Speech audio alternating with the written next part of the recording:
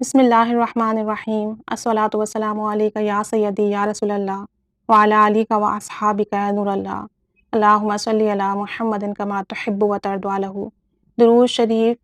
اصال ثواب کرنے کی برکت۔ حضرت سیدنا حسن بصری کی خدمت میں ایک بار ایک عورت حاضر ہوئی اور اس نے عرض کی کہ میری جوان بیٹی فوت ہو گئی ہے، کوئی طریقہ ایسا بتا دیجئے کہ میں اسے خواب میں دیکھ لوں، کوئی طریقہ ایسا بتا دیجئے کہ میں اسے خواب میں دیکھ لوں اور مجھے تسلی ہو جائے۔ آپ رحمۃ اللہ علیہ نے اسے ایک عمل بتایا تو وہ عورت چلی گئی اور اس نے وہ عمل کیا، اور اس عمل کرنے کی برکت سے اس نے اپنی مرحومہ بیٹی کو خواب میں دیکھا، مگر اس نے اپنی بیٹی کو برے حال میں دیکھا کہ اس کے بدن پر تال کول کا لباس ہے، گردن میں زنجیر اور پاؤں میں بیڑیاں ہیں اور بہت ہیبت ناک منظر ہے۔ تو وہ عورت یہ سب دیکھ کر کانپ اٹھی، چونکہ ماں تھی دل کو لگی، بہت تڑپ اٹھی اپنی بیٹی کا یہ حال دیکھ کر۔ اس نے دوسرے دن آ کر حضرت حسن بصری رحمۃ اللہ علیہ کو یہ خواب سنایا تو آپ یہ سن کر بہت مغموم ہوئے، انہیں بہت دکھ ہوا یہ حال سن کر ان کی بیٹی کا،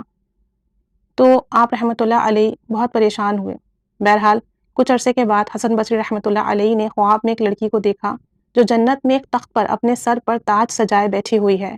آپ کو دیکھ کر وہ لڑکی کہنے لگی کہ کیا آپ نے مجھے پہچانا؟ حضرت حسن بصری رحمۃ اللہ علیہ نے جواب دیا کہ نہیں بیٹا، میں نے نہیں پہچانا۔ تو وہ لڑکی کہنے لگی میں اسی خاتون کی بیٹی ہوں جو کچھ عرصے پہلے آپ کے پاس آئی تھی اور جس نے عمل لیا تھا آپ سے اپنی بیٹی کو خواب میں دیکھنے کے لیے، اور آپ کو آ کر بتایا تھا کہ میری بری حالت ہے، اس نے مجھے بری حالت میں دیکھا تھا۔ تو آپ رحمۃ اللہ علیہ نے فرمایا کہ تیری ماں کے بقول تو عذاب میں تھی، تو آخر یہ انقلاب کس طرح آیا؟ تو کہنے لگی قبرستان کے قریب سے ایک شخص گزرا اور اس نے نبی کریم صلی اللہ علیہ وآلہ وسلم پر درود شریف پڑھ کر اس کا ثواب ہمیں ہدیہ کر دیا۔ اللہ تعالیٰ نے اس درود کی برکت سے ہم 560 قبروں سے عذاب اٹھا لیا۔ جو اس دن 560 قبروں میں عذاب ہو رہا تھا ان سب کو معاف کر دیا اور یہ عذاب ختم کر دیا، اور یہ جو میری اچھی حالت آپ دیکھ رہے ہیں یہ سب درود پاک کی برکت سے ممکن ہوا ہے۔ اللہ پاک مجھ پر کرم فرما دیا اللہ پاک نے درود پاک کی برکت سے۔ تو سوچیں کہ ایک اجنبی شخص نے ایک درود پاک پڑھ کر قبرستان والوں کو ہدیہ کیا، اللہ پاک نے عذاب قبر اٹھا لیا، تو جو خود درود پاک پڑھنے والا ہے کیا اس پر عذاب قبر ہوگا؟ کیا وہ جہنم میں جا سکتا ہے؟ تو دعا گو ہیں اللہ تعالیٰ سے کہ وہ ہمیں کثرت سے درود شریف پڑھنے کی توفیق عطا فرمائے، اور جو بھی درود پاک پڑھا کرے نا اسے اصال ثواب کیا کریں، ہدیہ کیا کریں، نبی کریم صلی اللہ علیہ وسلم کی بارگاہ میں اور ان کے وسیلے سے تمام امت کو ہدیہ کیا کریں، جو فوت شدگان ہیں ان کو بھی، جو زندہ سلامت ہیں ان کو بھی، تاکہ جو زندہ سلامت ہیں ان کے اعمال نیک ہو سکیں اور برائیوں سے بچ سکیں، اور جو فوت شدگان ہیں وہ عذاب قبر سے محفوظ رہ سکیں اور ان کے درجات بلند ہوں۔ اپنے رشتہ داروں کو، عزیز و اقارب کو بھی ہدیہ کیا کریں۔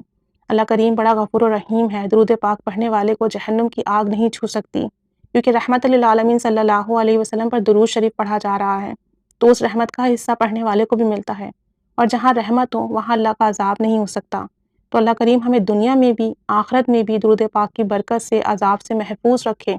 ہمارے لیے آسانیاں پیدا فرمائے، خاتمہ ایمان پر فرمائے، ہم سب کے درجات بلند فرمائے، ہماری قبروں کو جنتوں کے باغ میں سے ایک باغ بنا دے، اور ہمیں نبی کریم صلی اللہ علیہ وسلم کا قرب عطا فرمائے، ہر پل عطا فرمائے۔ اللہ کریم ہم سے ہمیشہ کے لیے راضی ہو جائے، آمین بجاہ النبی الامین صلی اللہ علی محمد صلی اللہ علیہ وآلہ وسلم۔ اللہم صلی علی محمد کما تحب و ترضی عنہ۔